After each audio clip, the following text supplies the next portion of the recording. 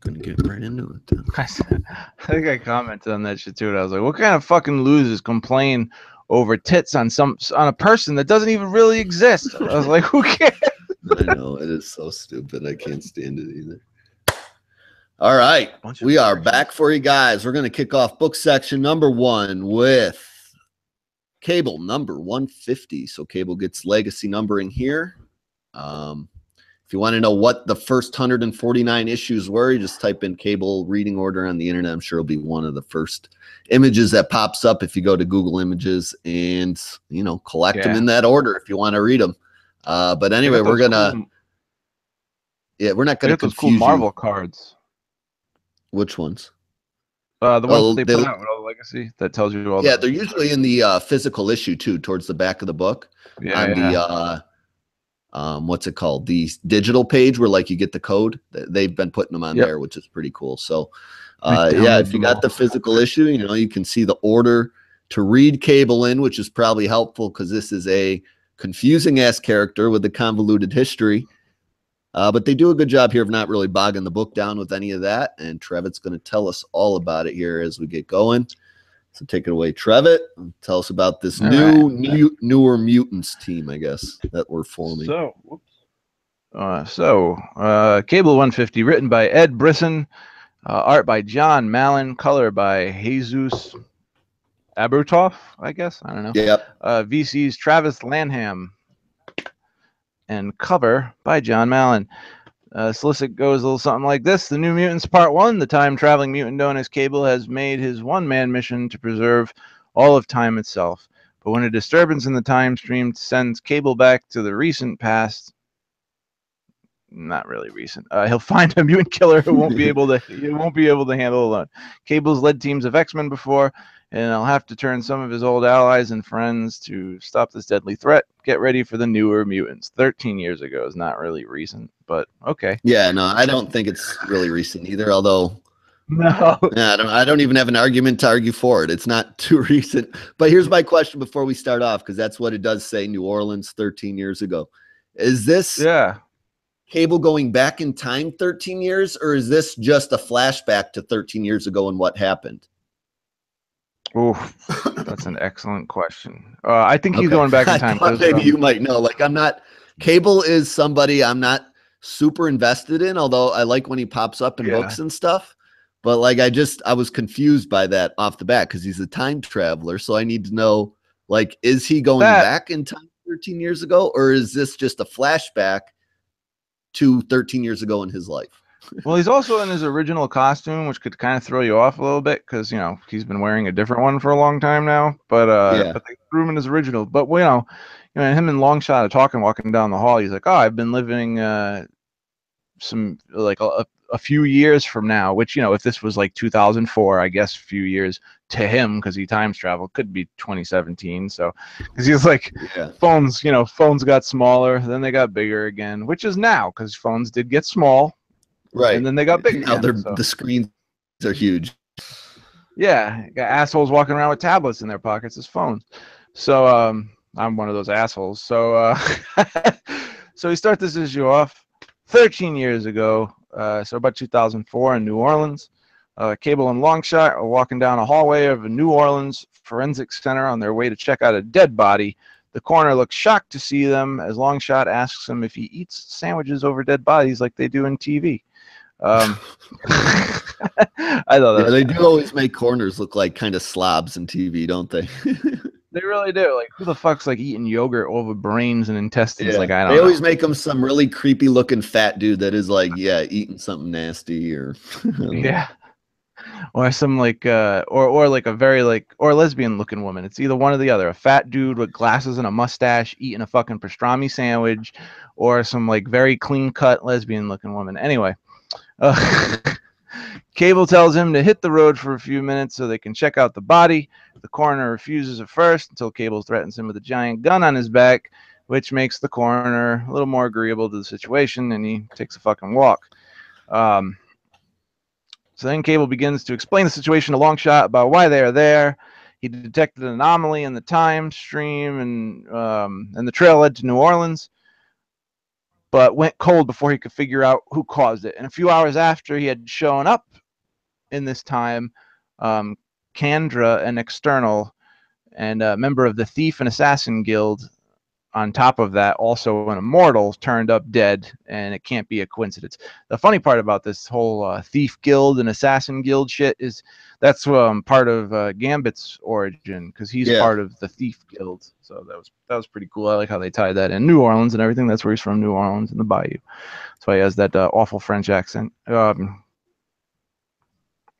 So the killer seems to have, ripped her heart out of her chest for God knows what reason. And Cable doesn't know who did it or why. And that brings us to why Longshot is here in the first place. Because, on top of a bunch of other cool powers like Healing Factor and Luck and Hollow Bones and all that shit, he also has Psychometry, which is the power to, you touch someone and, you can see where they've been, what's going to happen to them, shit like that.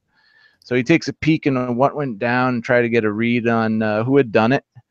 Turns out Kandra fought someone she knew for a few, went on for a few hours. But as many details as he gets, he can't see who did it.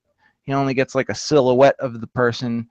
And because she's been dead too long, he doesn't get the clearest picture of what went down. So at this point, Cable is a little perplexed. Kandra was an immortal. And when you're an immortal, you're not supposed to fucking die. So whoever killed her, right?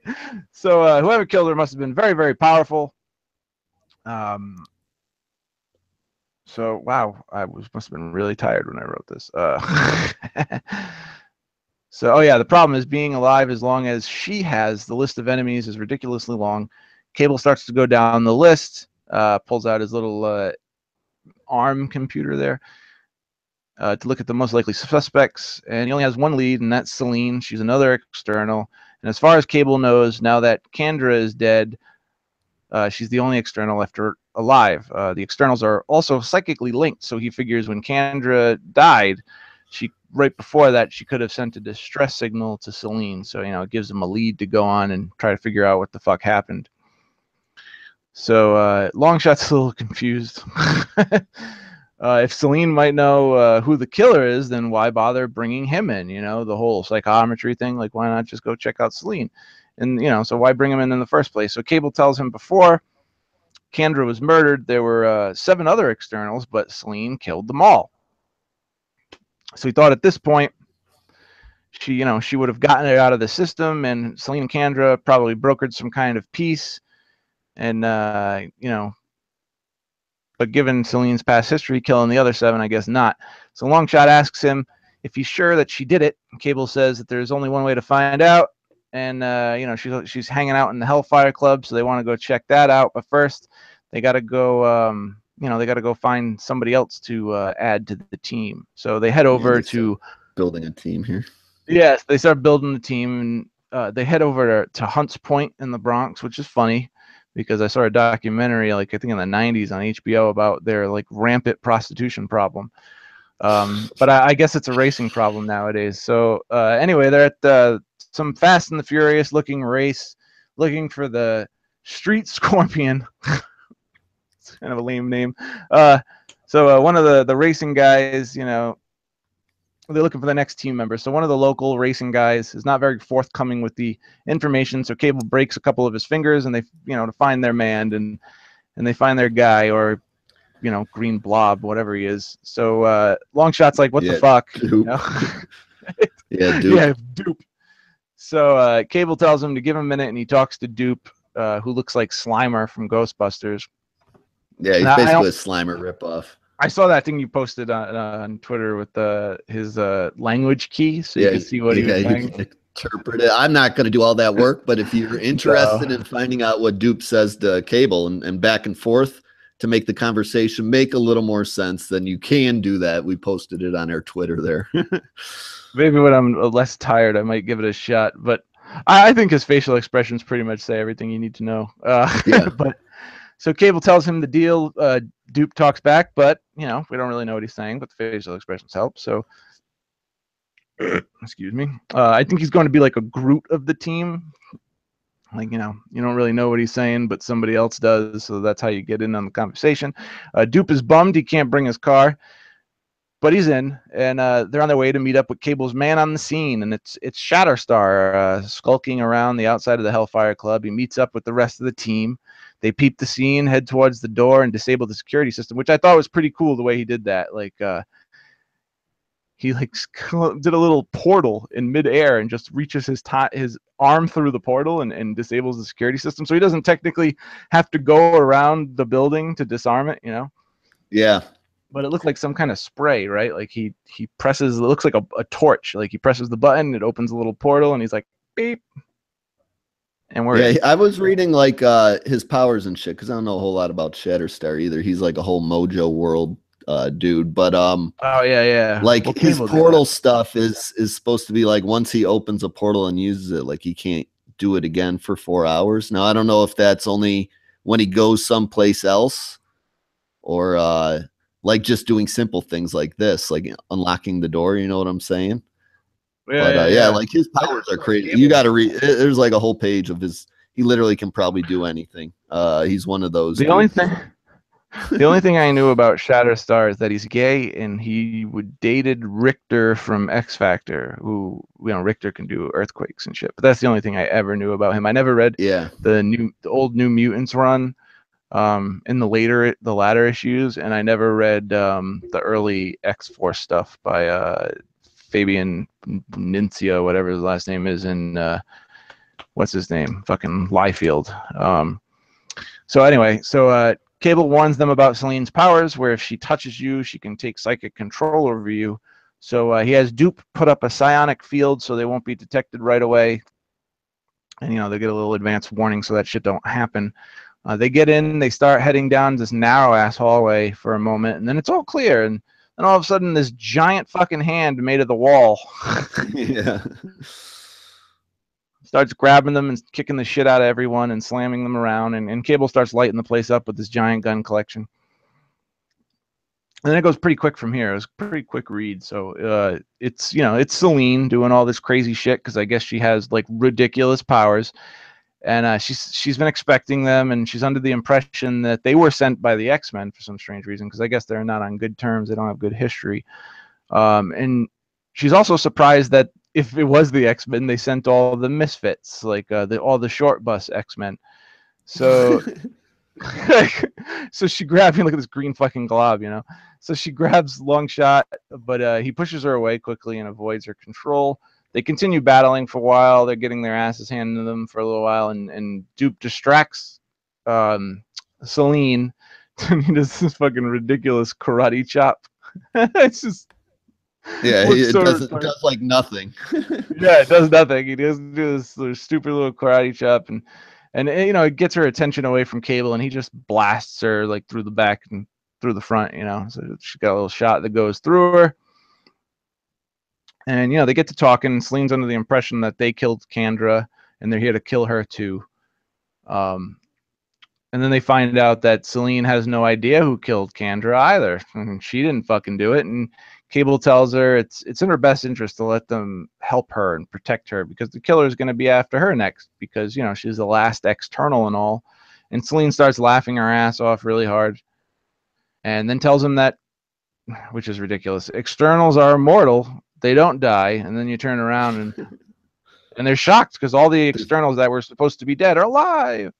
Yeah, but it can't be all of them, right? Because they said what, there were 7 that were killed, and this is what? Yeah, so there's 3 of them.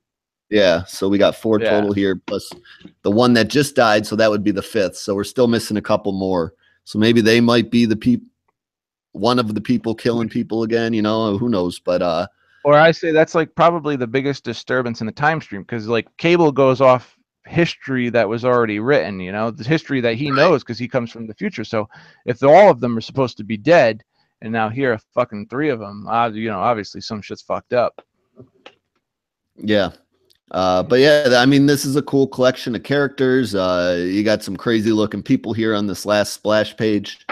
But that's how the book ends, them just coming face to face with some externals they thought were already dead. I mean, that's how the book ends. So I mean, if you want a little more history on Cable, the what are they called? These premiere pages? Is that what they're called? Yeah, premiere pages. Yep.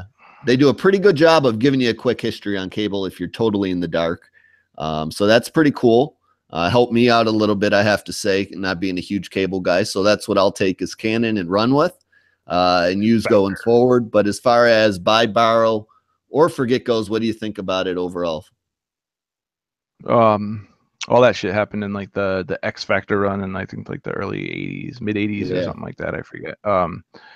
I gotta say I liked it for the I did like it. I enjoyed it. It's the beginning of a new series. James Robinson is out and Ed Brisson is in. I like what he's doing. It's very interesting. You get it's a time travel story, so it doesn't have to be set in the current universe. It could be back in time. It could be anywhere, and we're getting a bunch of cool characters from the most lucrative time in X-Men history, which is the 90s. So you're going to get Longshot from the 90s, Shatterstar from like the early X-Force days, late New Mutants days. You're going to get X-23, Blink. It's going to be really fun.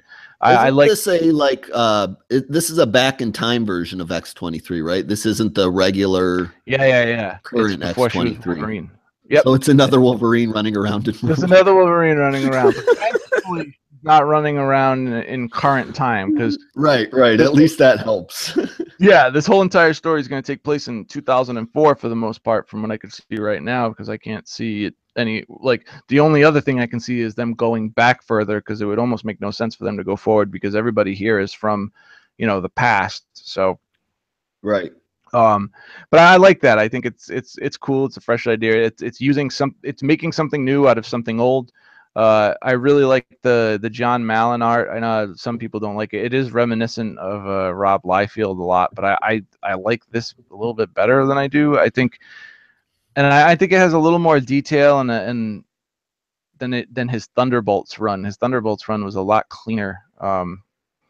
It doesn't have Cable's face, the stubble and the wrinkles and the lines in everyone's face, the weathered look to some certain characters. You didn't get that in Thunderbolts, but I really enjoyed it. It's goddamn, I'm still not sure if I would say buy it. That's where I'm stuck between two. Yeah, because Cable's a hard sell to anybody to begin with, including myself. Even though I always thought he was a cool character, even though he was kind of depowered. I'm gonna say, give it a shot. It's a tentative buy, unless the second issue sucks. It's hard to do a first issue, but I enjoyed it enough that I would have bought this. So I'm gonna give it a buy. Yeah. I think I'm with you there. I think it's a buy. I did have enough fun reading the book and dealing with some characters I've seen before and read about before, but don't know overly well. So I like when that stuff happens and I can learn a little bit more about characters I don't know a lot about. And that's Shatterstar, and that's Longshot, and that's Dupe, and stuff like that. So if those are characters you like, this is definitely a book for you. It's like a 90s throwback feel and costumes and character choices and shit like that. So, if you're miss 90s type books, I think this is right up your alley. I don't know what else to say about it. It's a fun read. It goes really quick. The art is for the most part good. I didn't have any real problems with it. Sometimes the eyes and faces look a little funky, but that's towards the end. It looked great in the beginning. You know what? I've been reading a lot of 91 X-Men Jim Lee stuff and Uncanny X-Men and the X-Man series I just recently downloaded and shit like that. And I gotta say, it feels like a 90s X-Men issue too. So yeah, it really does. That was the feeling I got from reading it right away.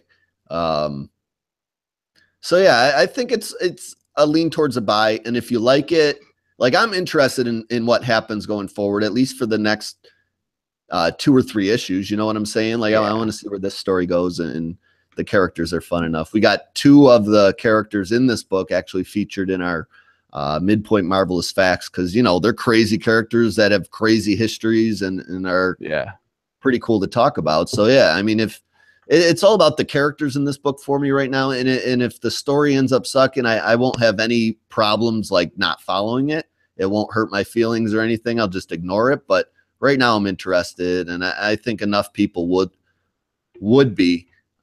if you miss like 90s X-Men type stuff. So yeah, I'd lean. It's definitely between a buy and a borrow. Like I'm not 100% buy this and you'll love it, but yeah, I think there's a crowd out there for it, and those people would enjoy it. So if you have any interest in Cable, this would be for you. Brisson has definitely bought some good faith with me because I really enjoy his Old Man Logan and his Iron Fist. Yeah, so he's probably, you know, I definitely like his Old Man Logan, and I've read enough of his Iron Fist to make the determination that I enjoy it more than I don't. But yeah, like he's somebody that I can put a little faith in when I see his name on a book and be like, at least I'm gonna have a cool action story going on here. You know what I'm saying? Yeah. Oh yeah. So yeah, we're gonna wrap up Cable 150 and transition on into Incredible Hulk, which missed its 700th issue by 9. So I'm surprised they didn't like renumber this one like Venom. Almost when that happened, you know what I'm saying? It felt like they're just like, oh, we're at Venom 150, let's do a 150. And it was bi-weekly for a while too, so that would have I didn't even know like Hulk 700 passed by. But anyway, that's where we're at. 709. Probably around WMD, I think, or a little before. Yeah, maybe. A little before that it had to have been. Yeah, but anyway, you can again follow the reading order. If you got the issue, it's going to be on the digital page to see how they got up to 709. But anyway, we're going to cover this one, and it is the return to Planet Hulk. So after the events of Weapons of Mutant Destruction, this has taken place after all that, Amadeus Cho is truly shaken by the rage within him. Determined to avert the curse that haunted Banner, he travels deep into space to run, what's it say, batteries of tests on himself when he picks up a distress signal from Scar. It's a journey back to the savage world where survival is a luxury and battle reveals your true nature. This is Planet Hulk. So yeah, we're gonna venture back to Planet Hulk in a true throwback sense, and our creative team here is Greg Pak, who wrote actually the original Planet Hulk stuff, if I'm not mistaken, and we got Greg Land on art. I'm looking for the credits here; they're not on the first page. I don't know who did colors and stuff. Jesus, I can't. So you look for that. I'll get going on the story. Anyway, we start off with Amadeus Cho. He's just kind of hanging out in this typos. You got it? Yeah, I got it. Who does colors? It's, the inker is Jay Liston, and the color is Frank D'Armata, and letters by Corey Pettit from Virtual Calligraphy. VC, yeah. So the issue starts off with Chow just hanging out in the spaceship, running tests on himself. Again, batteries of tests, as they said in the solicit, trying to figure out why he's raging out, because he thought he really had this problem under control and you know, didn't suffer from the same problems as Banner, which he's been feeling lately. Anyway, as this is all going down, he starts hearing these distress signals that are coming in from somebody on Planet Scar. He doesn't really have you know, much experience, the same experience as Banner does as far as dealing with this planet. So he decides to go check out who's calling him, leaves whatever station he's hooked up to in this spaceship and blasts through this, like, I don't know, teleportation black hole thing, and starts losing. Yeah, I know. It looks like the distress signal opened this up for him, right? Or is this some technology he had? I think it opened it up for him. Okay. Which is weird. So, yeah, I know. I don't know how they did that, because it doesn't look like they have that technology when he lands. But he goes through this hole. His ship starts, you know, suffering malfunctions, and he crash lands exactly where he needs to on this planet. And he immediately, as soon as he gets up, sees he's like suffering from some injuries and takes a shot from this arrowhead looking thing as he screams like, ah. And these people arrive. Definitely Mad Max looking Mad Max, right? Mad Max looking vehicles. Yeah. Oh yeah, full on. You know, giant tank looking things, some badass looking motorcycles, and all these alien creatures. Tina Turner. Yeah. Yeah, Thunderdome shit here. So Hulk's initially doesn't understand what they're saying because it's all in a different language. Then he discovers this dart they hit him with is basically like a translator dart, so he can understand what everyone's saying, and they start filling him in, telling him he's been summoned here basically to be their protector and go through this quote unquote gauntlet. As they're telling him all this, they basically take a glance around and see they're surrounded by, I don't know, what would be like Immortal Joe's bandit type people, right? They'd be like the Mad Max group of it all, Hulk and these people that summoned him, and then they're surrounded by the, in essence, Immortal Joe people, and they're filling Hulk in on this is the warlord. He basically controls all these clans that have been running wild since the original Hulk left Planet Scar, and they are essentially fucked unless they called Hulk down, which is what they did, and they all waited for Hulk to arrive, and now we're going to start a battle between each other, right? I mean, that's essentially what's going on here in so many words. Like, they start getting Hulk ready for this gauntlet, right? They just decide to fight each other. They're building him armor, like right out of the rip. Yeah, they start digging through these stray pieces of armor to forge them together to fit Hulk for this armor, because none of it obviously fits him off the bat. You know, that they are confusing him. We got to get this pretty clear. They're confusing him for Banner. They don't know the green one, or whatever they call him, Green Scar, has switched personas and transferred essentially to Amadeus Cho. Who's ever the Green Giant is the Green Giant to them. You know, they don't care the persona behind it. It makes no difference to them. They need his power and his strength. Like, he doesn't even get a chance, right, to tell him that he's not Banner. Like, they won't even listen because he's like kind of ashamed to not, like, he doesn't want to like break their spirits. Like, I'm not the guy you think I am. Right.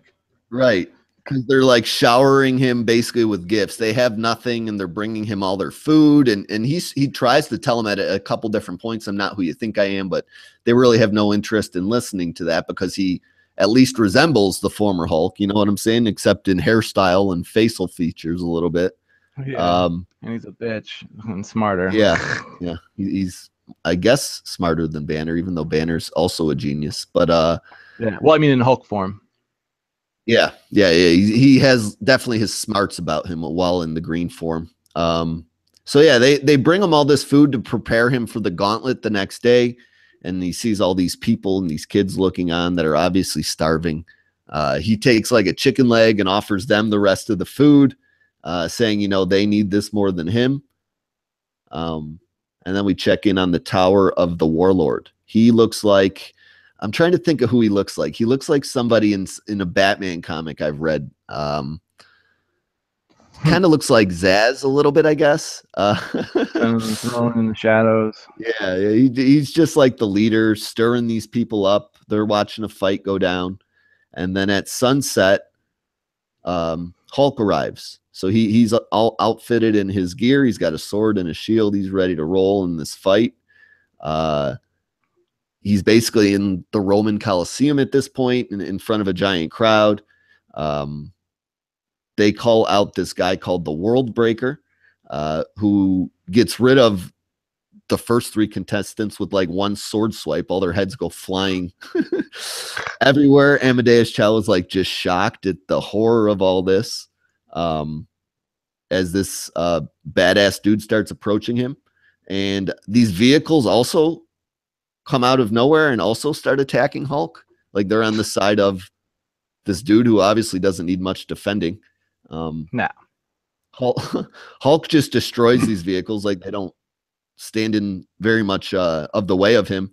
He goes through them pretty easily, but he does start raging out because he is getting hit, taking blows and spears and shit. And essentially at this point, Amadeus Cho is losing control, and we get one of these flash inside of his mind, one of these flashes, and it always takes place in like a moving vehicle where he's driving it, and the Hulk is kind of in the back of the car telling him to let him drive. You know, you need to let me take control of this vehicle. And at this point, Hulk throws Cho out of this car driving in his mind and takes control, which essentially means he's hulking out. He's falling prey to what Banner did, and you know, Hulk destroy, Hulk smash. So that's what's going on here as the issue ends. Although he didn't yet get to this big red guy that I wanted to see him fight. You know what I'm saying? Yeah, I know. Dick tease for next issue.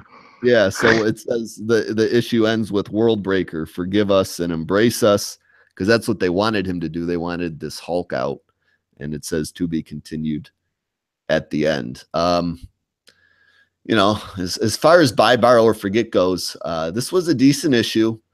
I didn't like it as much as Cable, and I don't have as many qualms about really kind of spoiling things and rating this one an overall borrow, just because the transitions were a little weird. I was really confused at a few parts of this book about why things were occurring and who's on whose side. It just came off a little weird, I guess.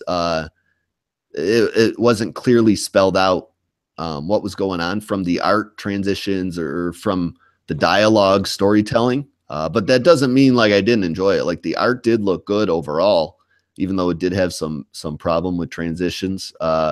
If you're really interested in a Planet Hulk story, I would say definitely read the first one, because that was great. I mean, I have that digitally. Yeah. And, you know, that's one of the best Hulk stories ever for as far as money goes, spending your money on. But yeah, there's a couple different parts to it when he comes back to Earth and when he gets sent to Earth, Planet Scar or Sakaar. And this is just not living up to that hype just yet. You know, it could get better. I want to know more of what's going on. Do a super good job, other than spelling out that Chow has trouble controlling the Hulk, and despite what tests he was running on himself, he's not yet prepared to totally get it under control, especially on this planet that just wants him to go crazy. But as far as the overall arcing story goes, it's still a little fuzzy. I don't know. What do you think? I definitely think this is a borrow, though. If you're a huge Hulk fan, you might enjoy it a little more than me. But I'm a moderate Hulk fan, and I had a few issues with it overall. I thought the pacing was a little bit fast, like really fast. Like we go in the first 3 pages, we go from him on a space station to being surrounded by a bunch of people on Sakaar. Like boom, yeah, immediately. Like they didn't even take time to like build any kind of anticipation. Like I guess the cover and the solicit was anticipation enough. I didn't read the last issue, so maybe the last issue was the space station issue. I have it on my tablet. I just never got around to it, but because like I've read a lot of this run, but in different parts. Like I've read like the first 5 issues, and then I read the Civil War issues, and then I read like a couple issues here. I read the WMD series, and I appreciate what he's trying to do with Amadeus. Like he's this guy who's very overconfident, and he thinks he beat the system that was this system that was already set up before him. Like, oh yeah, I'm not like Banner. I can be me and be the Hulk at the same time, and I have full control. What he doesn't realize is it was kind of like a delayed response, because now he's having problems with his anger, and because this is something that's been building like throughout this whole entire run. Like even back to Civil War, when Black Panther wanted to kill him because, you know, he was so mad at Hawkeye for killing Banner. Like he kept losing his shit, you know. Yeah. And it's something that's played throughout his run, like him losing his shit and being worried about you know, becoming like the mindless Hulk. And that's why he's up here and doing all these tests. But the thing that always annoys me about Amadeus, and it happened in WMD too, is like, don't kill. And like he has this like kid view of the world. Like he thinks he can go about things in this particular way that just don't play in the environment that he usually throws himself into. Like when you're surrounded by killers, nobody wants you to be the kid's glove guy. Like it just doesn't work that way. And I guess that is cool, because in a situation like this, he has to grow up a little, and he has no choice but to lose his shit, or else a whole like planet of innocent people are gonna die. So I mean, that's kind of cool, I guess. But the pacing was off. I felt like we just got completely just thrown into this like really, really fast. But it was mildly enjoyable. Like it wasn't bad by any means. Like it was fun. You get to see Hulk smash. It doesn't waste any time. That's kind of nice. It doesn't bullshit you. It doesn't meander.